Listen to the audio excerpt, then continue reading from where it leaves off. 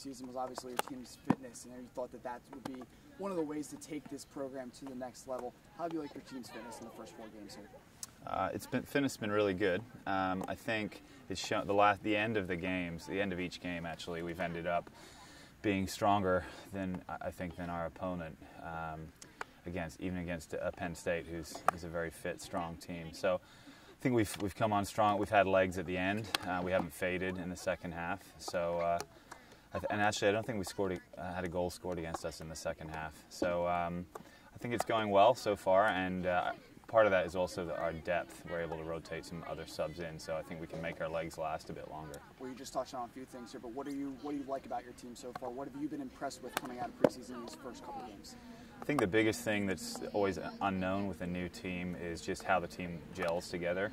And it's been a real balanced effort. We've got scoring from lots of players. We've had just build-up from lots of different players in areas of the field. So it's been a pretty balanced team effort, I think, and that's probably the biggest positive that we can take out of the first part of the season. Good test coming up against Drexel. Talk about that game, and is it a barometer of where you are early in the season?